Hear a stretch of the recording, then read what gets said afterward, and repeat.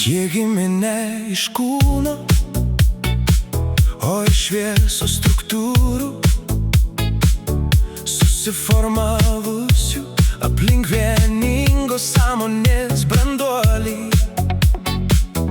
Ne todėl, kad kažkas juos suplanavo, bet todėl, kad meilė tapo erdvėlaikio širdimi.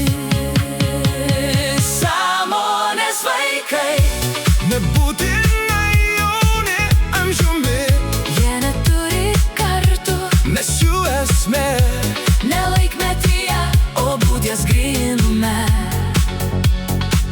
kai jie atėjo pasaulis, Nustojo būti mokykla, jis tapo žaidimu, kuris moko per džiaugsmą.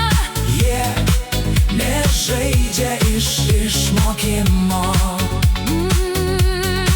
Jie žaidžia kurdami realybę, Kuri kvėpuoja kaip jų. vidinis džiaugsmas. Vienas iš jų atsisėdo ant akmens ir pažvelgė į žmogų,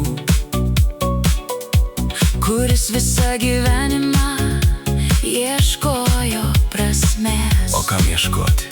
Paklausė vaikas Tu juk esi ta prasmė.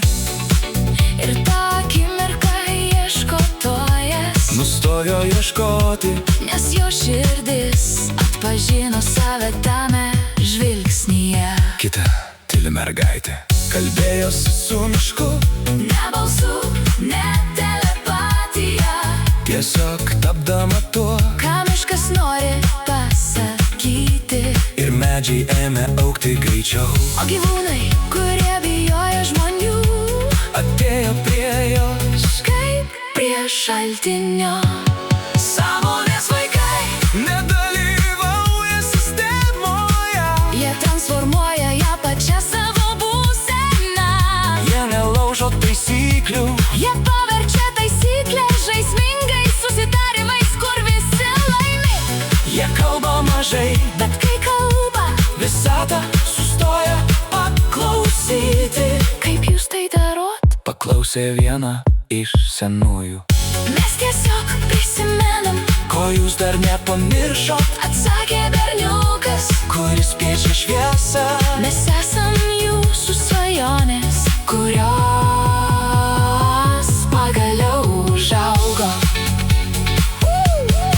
Šie vaikai, Turi vadovų, bet kiekvienas jų veda, kitus savo būseną, kai jie juokiasi, sklaidosi tamsa.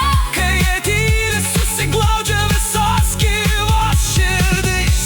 Ir pasaulis, kadaise buvęs skausmo aikšte, Tapdamas jų buvimo scena, pradeda švytėti kaip sapnas, kuris pabudo.